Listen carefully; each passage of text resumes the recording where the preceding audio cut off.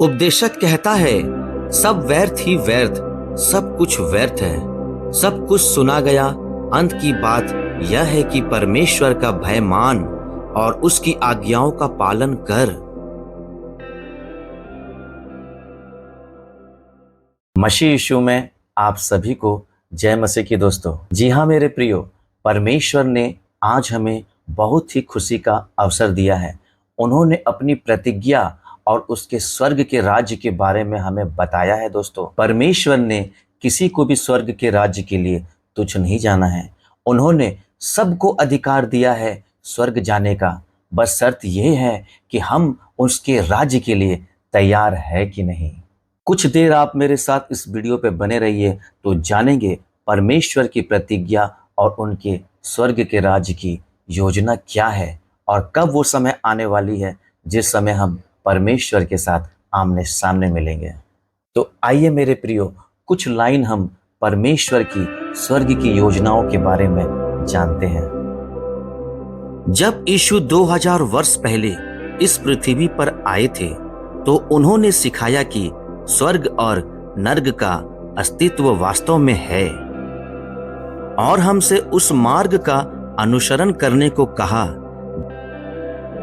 फिर उन्होंने पृथ्वी पर अपने जीवन के दौरान सत्य की सभी शिक्षाओं को अभ्यास में लाकर हमें नमूना दिखाया ताकि हम सभी स्वर्ग जा सके। हम स्वर्गीय परिवार के सदस्यों को उनके मार्गों का अनुसरण करना चाहिए ताकि हम सभी स्वर्ग के राज्य के लिए प्रवेश कर सके। मेरे प्रियो,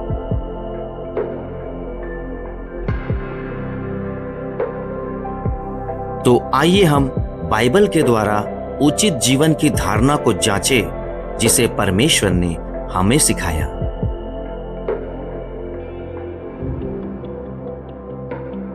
मानव जीवन का काल बहुत छोटा है। लगता है कि कई नायक और धन और शक्ति वाले लोग पूरी दुनिया पर हमेशा के लिए शासन करते हैं।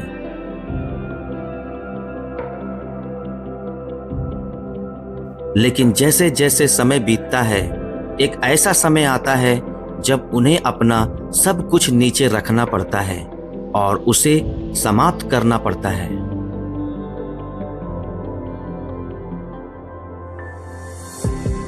सिकंदर महान, जिसने दुनिया पर विजय प्राप्त करने का सपना देखा, 33 वर्ष की आयु में बुखार से मर गया। उसकी मृत्यु से पहले उसने कहा कि उसके दोनों हाथ ताबूत से बाहर होने चाहिए। इतिहासकारों का कहना है कि उसने लोगों को यह दिखाने के लिए ऐसा किया कि वह दुनिया से खाली हाथ चला गया।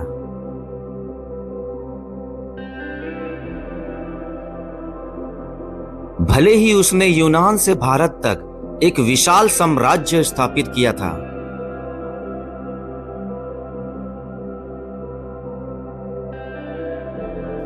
सुलेमान, जिसे बुद्धि के राजा के रूप में जाना जाता है, उसने भी उस महान धन और सम्मान का आनंद लिया था जिसे दुनिया अब तक जानती है। हालांकि सबोपदेशक की पुस्तक में अध्याय 1 से लेकर 12 तक जो उसने अपने जीवन के अंत में लिखी थी, वह लगातार कहता है कि जीवन व्यर्थ है।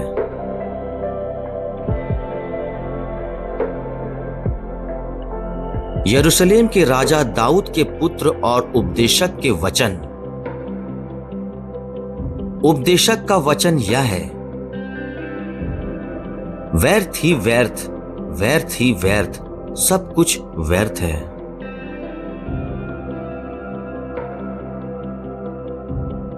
उस सब परिश्रम से जिसे मनुष्य धरती पर करता है, उसको क्या लाभ प्राप्त होता है?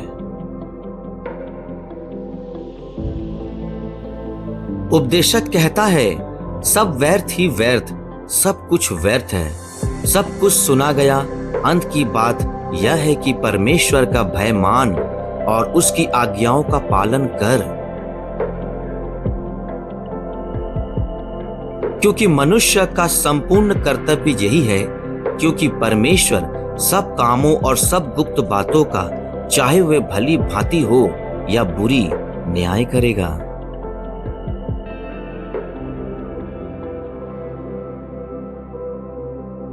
सुलेमान ने संसार के सिद्धांत को समझा और बार बार जोर देकर कहा, सब कुछ व्यर्थ है।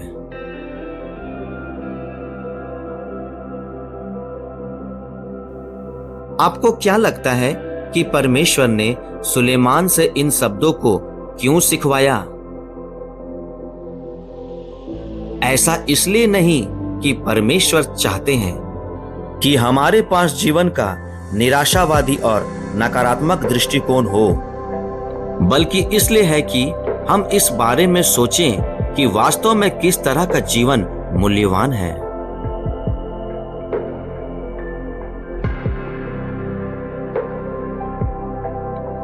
सबोपदेशक के अंत में सुलेमान कहता है कि केवल एक चीज है जो व्यर्थ नहीं है और हमें इसे करने के लिए प्रयास करने की सलाह देता है।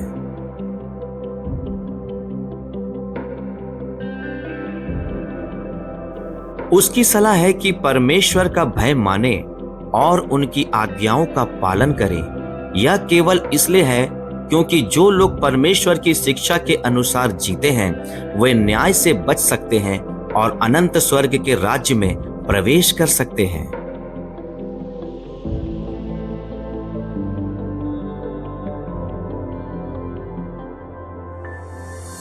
जब तक हम परमेश्वर को नहीं खोजते और अपने जीवन के लक्ष्यों और दिशा को स्वर्ग की ओर निर्धारित नहीं करते, सब कुछ व्यर्थ है मेरे प्रियो। फिर चाहे हम इसे करने की कितनी भी कोशिश करें, सिर्फ जब हम अनंत चीजों के लिए परिश्रम करेंगे तो हमारे प्रयास व्यर्थ नहीं होंगे। इसलिए यीशु ने कठिनाई और अत्याचार में भी हमेशा अपने चेलों के हृदयों और स्वर्ग की आशा बोई।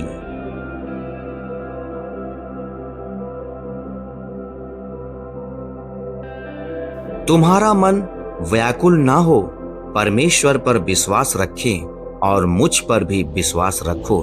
मेरे पिता के घर में बहुत से रहने के स्थान हैं, यदि ना होते तो मैं तुमसे कह देता, क्योंकि मैं तुम्हारे लिए जगह तैयार करने जाता हूँ। और यदि मैं जाकर तुम्हारे लिए जगह तैयार करूँ तो फिर आकर तुम्हें अपने यहाँ ले जाऊंगा कि जहाँ मैं रहूं वहाँ तुम भी रहो।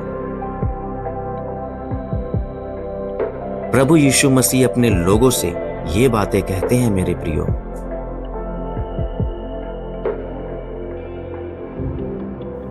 मेरे पिता का घर स्वर्ग के राज्य को दर्शाता है।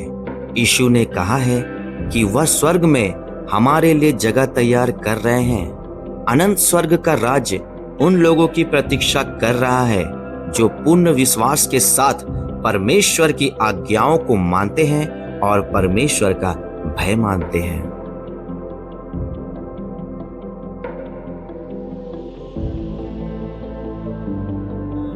परंतु जो लिखा है, जो बातें आंख ने नहीं देखी और कान ने नहीं सुनी और जो बातें मनुष्य के चित्त में नहीं चढ़ी, वे ही है जो परमेश्वर ने अपने प्रेम रखने वालों के लिए तैयार की है।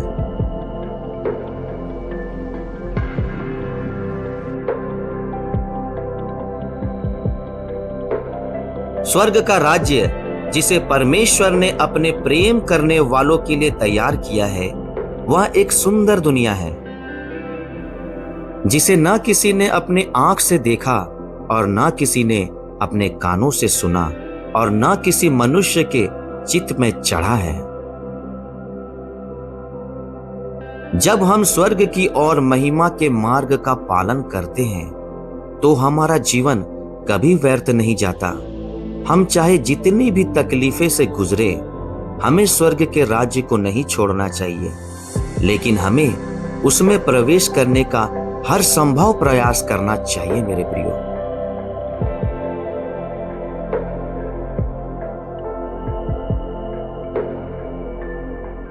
इसलिए आइए मेरे प्रियो, हम अभी से ये संकल्प लेते हैं कि हम परमेश्वर के राज्य और उसकी धर्म की खोज करते हैं और अपने जीवन में परमेश्वर के पालन का अनुसरण करते हैं और अपना जीवन प्रार्थना का जीवन बनाते हैं, ताकि आने वाले समय में हम परमेश्वर के राज्य के लिए तैयार हो सके। और वो दिन दूर नहीं है मेरे प्रियो, जो स्वर्ग का राज्य देखते देखते हमारे सामने नजदीक आ जाएगा।